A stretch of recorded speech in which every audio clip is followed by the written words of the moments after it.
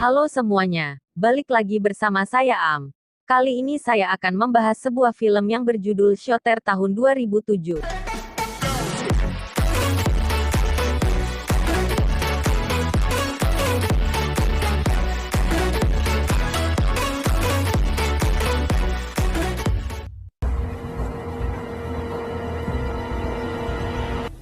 Movement. Film dimulai ketika seorang penembak jitu bernama Swagger bersama satu rekannya yaitu Donnie, di mana mereka berdua tengah menjalankan sebuah misi perdamaian pada zona konflik di Ethiopia. Tepat di atas sebuah bukit mereka terus mengawasi pergerakan kendaraan dari pasukan pemberontak yang sedang melaju ke arah ke pasukan Amerika Serikat. Jarak pandang yang sangat jauh tentunya tak masalah bagi Swagger dan Donnie, bahkan disitulah justru ketangkasan mereka diuji. Perhitungan ketepatan memilih momen eksekusi benar-benar telah membuat pertahanan lawan berantakan. Seperti itulah kejadian pada hari itu. Hostile threat down, over.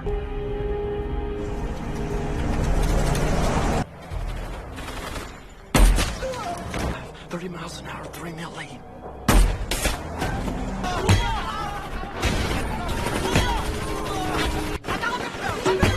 Namun entah apa yang terjadi, pusat komando tiba-tiba seperti menganulir keberhasilan Swagger kala itu. Dan bahkan langsung memutuskan komunikasi radionya. Swagger semakin bertambah linglung ketika sebuah heli datang dan kemudian menghujani mereka dengan tembakan. Padahal pihak intelijen tak mengkonfirmasi apapun terkait skema penyerangan lewat udara.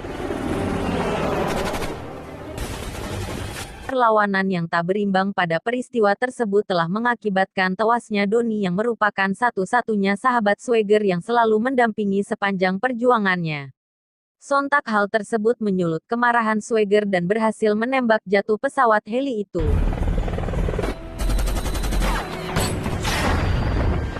Tiga tahun kemudian, semenjak misi terakhirnya yang dinilai gagal oleh pihak intelijen itu, Swagger lebih memilih pensiun dan mengisolasi diri di sebuah rumah gunung yang jauh dari keramaian. Hari-harinya hanya ditemani seekor anjing kesayangannya yang bernama Sam.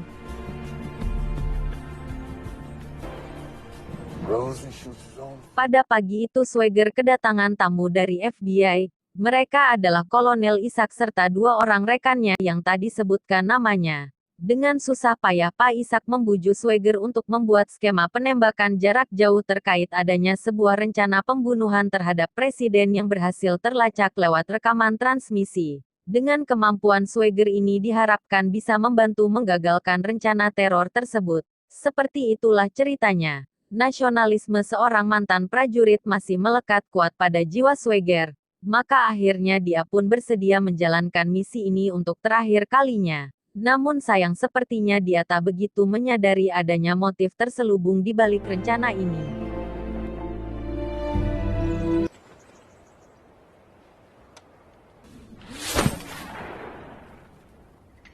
Singkat cerita, Swagger mulai melakukan survei dan mengamati tiga tempat penting di Amerika yaitu Maryland, Philadelphia, dan Washington DC.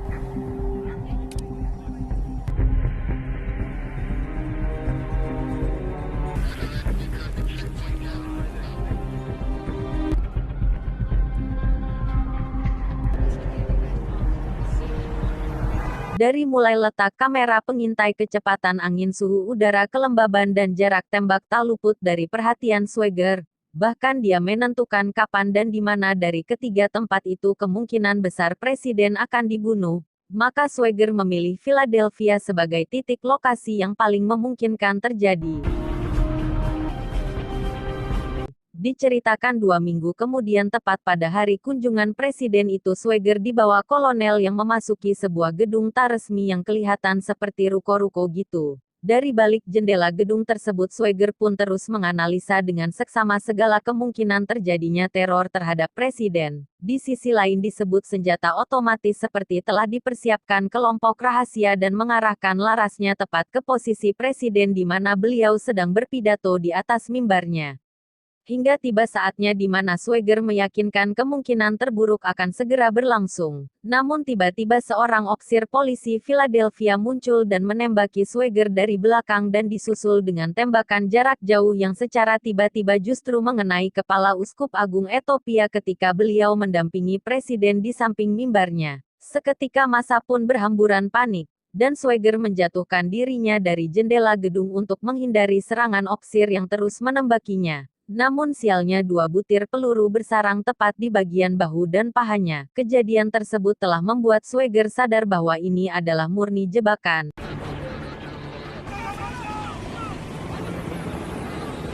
Dan bukan hal mustahil jika sang ofisir itu pun merupakan bagian dari rangkaian jebakan tersebut. Hal itu terbukti ketika ia dituduh sebagai eksekutor tembak yang menewaskan Uskup Agung tersebut. Dengan membawa luka tembak di tubuhnya sebagai berhasil lolos dan menghampiri seorang agen FBI yang sedang memantau situasi dan dia bernama Nick Memphis di hadapannya. Swagger menyatakan, "Bukan aku pelakunya, aku dijebak." Setelah itu Swagger melumpuhkan Memphis kemudian merampas senjata dan mobil dinasnya lalu kabur dari sana.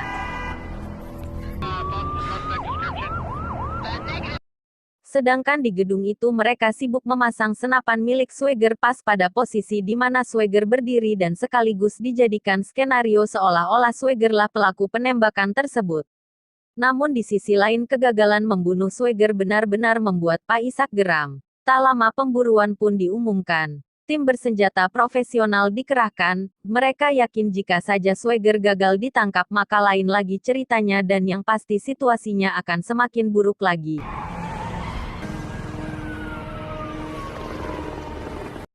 Sementara itu kepiawaian dan keberanian ex-sersan Angkatan Laut ini masih cukup untuk mengelabui kepungan mereka, kemudian langsung menjatuhkan diri ke dalam sungai bersama mobilnya.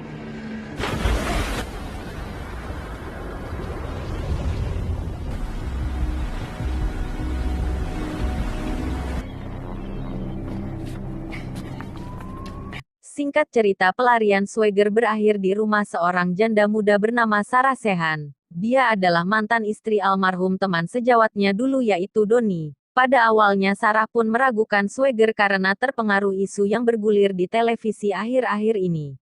Namun Swagger terus berupaya untuk meyakinkan Sarah bahwa sekelompok orang telah menjebaknya. Hingga akhirnya Sarah pun bersedia menerima dan merawat luka tembak yang tengah dialami Swagger.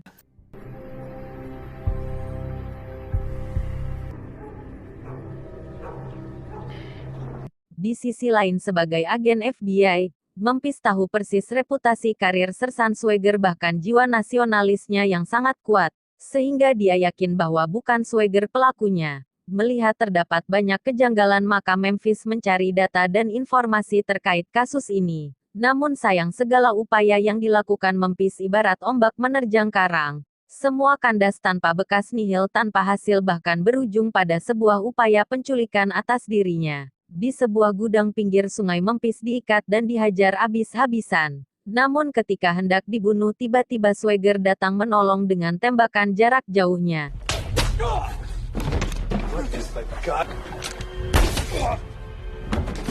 Semenjak itulah Memphis rela mengorbankan karirnya dan bersedia menyatukan misi bersama Swagger yaitu demi membongkar kejahatan berbalut konspirasi di tubuh FBI terkait penembakan Uskup Agung tersebut. Kabar bergabungnya Memphis dengan Swagger mengisyaratkan bahwa pertempuran babak baru akan segera dimulai.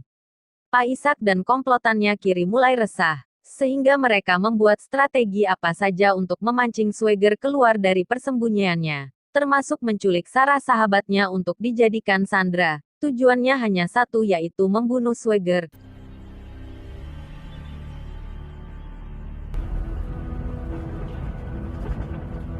Sementara itu Swagger ditemani Memphis sedang mendatangi seorang ahli persenjataan terbaik yang tinggal di sebuah desa terpencil. Tidak disebutkan siapa namanya namun kemahiran si kakek tua ini membawa titik terang dalam rangka membongkar tokoh di balik penembakan Uskup Agung. Berdasarkan data yang diungkap si kakek ternyata pelakunya adalah Mikhail seorang sniper bayaran yang kondisinya kini sudah lumpuh. Dengan sesama sniper yang terbilang handal pada masanya tentu Swagger sangat mengenali sosok Mikhail tersebut. What if it's a trap? Singkat cerita mereka berdua tiba di Virginia. Menyusul adanya informasi bahwa Mikhail sengaja ditempatkan di sana sebagai opsi kedua untuk memancing kedatangan Swagger.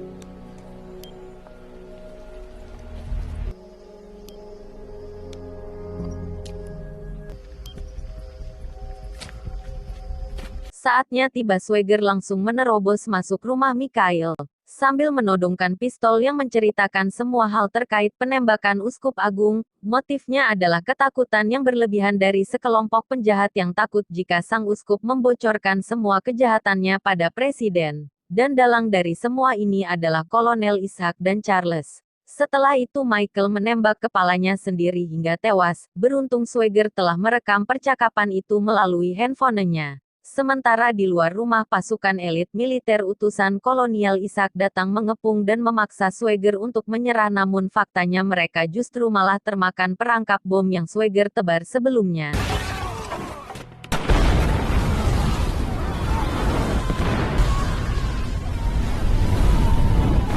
Untuk kesekian kalinya strategi yang dipraktekkan Pak Ishak dan kawan-kawan ternyata tak mempan melawan kepiawaian Swagger.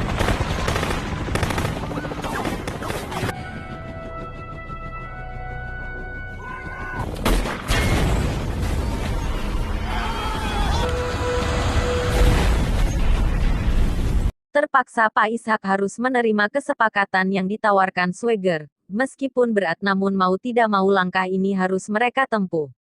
Di mana mereka harus menyerahkan senator sebagai jaminan demi mendapatkan file rekaman handphone tentang bukti kejahatan mereka selama ini.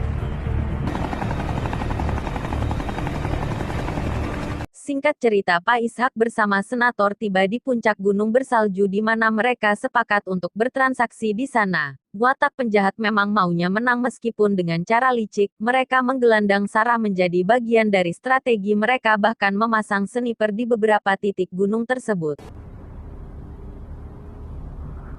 Namun sepertinya Swagger lebih sigap membaca strategi bulus mereka dan berhasil melumpuhkannya.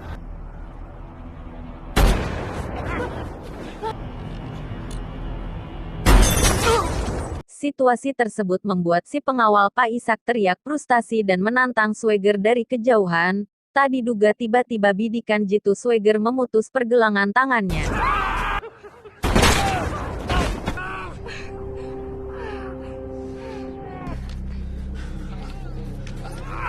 Sementara itu senator pura-pura berlaga baik dengan membujuk Swagger untuk bekerja sama dengannya. Dengan tegas Swagger menyinggung soal kejahatan perang yang terjadi di Ethiopia 3 tahun silam dan hal itu cukup jadi tamparan baginya. Di luar dugaan, tiba-tiba 2 helikopter FBI datang untuk menangkap Swagger. Dengan terpaksa dia menyerah dan membawa perkara ini ke majelis peradilan.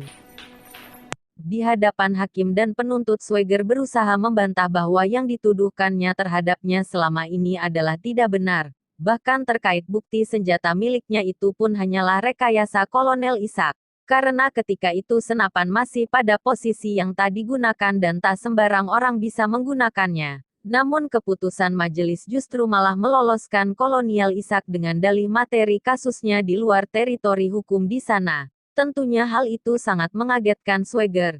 Namun meskipun demikian, hakim memberikan kesempatan pada Swagger untuk mendedikasikan keadilan dengan gayanya sendiri. Alhasil vonis bebas pun dianugerahkan hakim kepada Swagger. Singkat cerita, malam pun tiba. Scene berpindah ke sebuah villa murahan di mana Ishak dan senator tengah tertawa karena kebebasannya. Tiba-tiba salah seorang rekannya jatuh di hadapan mereka dengan lubang peluru di kepalanya. Faham akan isyarat kedatangan Swagger, mereka pun berusaha melindungi diri. Namun kemurkaan Swagger kali ini seperti sudah tak kompromi lagi. Alhasil semua penghuni villa tersebut mampus termakan tembakan gahar Swagger.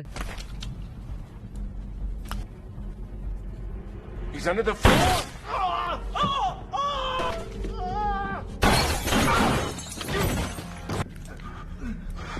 You out of your mind. Exactly. Tak cukup dengan itu, dia pun sempat membocorkan instalasi gas kemudian meninggalkannya dan dalam hitungan detik,